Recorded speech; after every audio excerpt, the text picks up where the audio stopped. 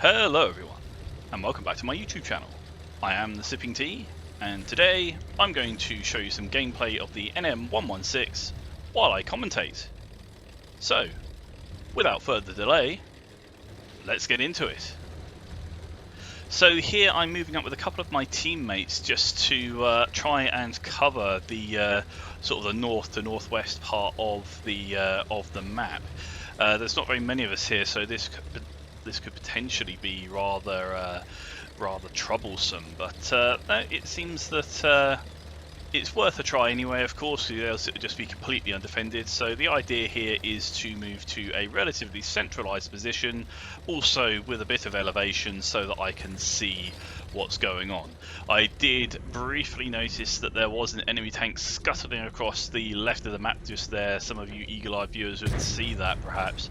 I managed to get a very lucky shot right there into the NM-116, setting them on fire, trying to follow up that rather lucky shot with a couple of others, and well, yes, unfortunately it has truly gone the usual sipping tea way, where I had done one rather good shot followed by a few completely hopeless shots.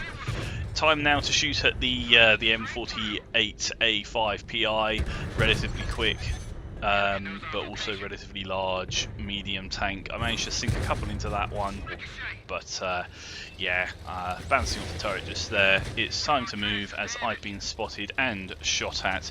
I try and shoot the Type 773, but with it moving that fast and me moving as well with just an auto lock, unfortunately that didn't go my way.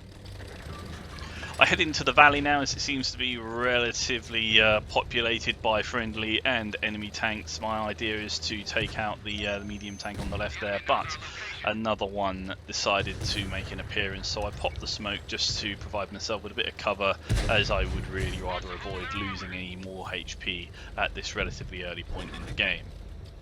I did manage to sink a shot into one of the tanks just there as I was running away, and again as I've just started to turn around I managed to do another one there as well, which was rather good. Focusing there on the M48, just giving it another poke, and my platoon mate has managed to finish them off, which is great to get that gun out of the game. The score isn't really looking too favourable for us at 9 of us to 11 of them, but well, there is still plenty of opportunity and time left in this game. I managed to get a really lucky shot right into the side of the Centurion 2's turret, so that was extremely fortunate.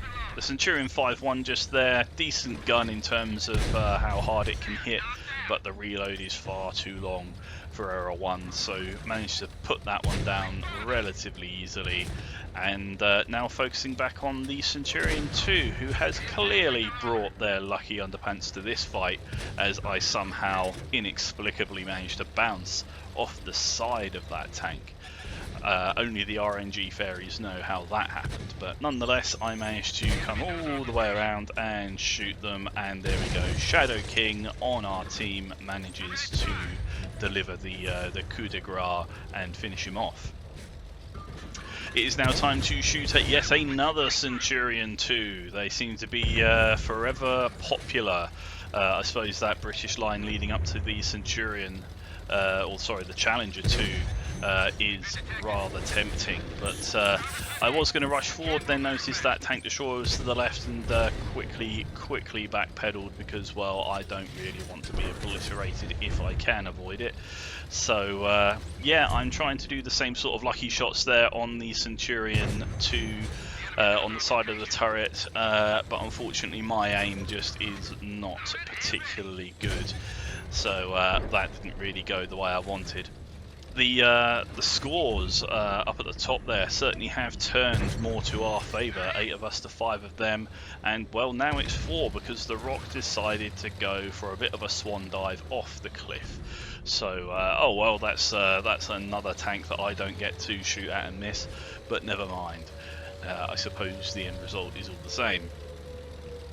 It's time now to take on this full health tank destroyer. That gun can be rather nasty, especially for a lightly armoured tank destroyer such as the NM-116.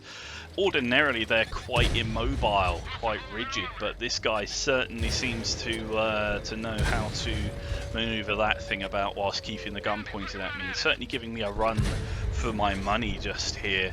It's rather concerning how much that gun really is trained on my tank.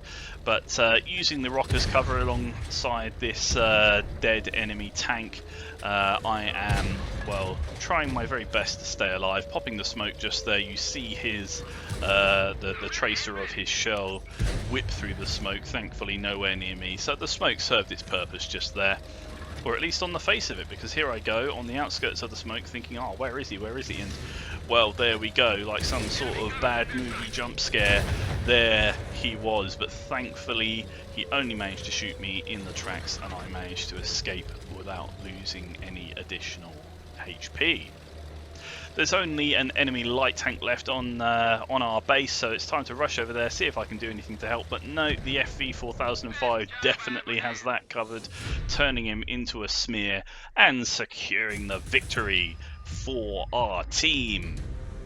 I managed to secure MVP, probably more out of luck than anything else, because 1 kill versus the 4 of the 4005 seems a bit low.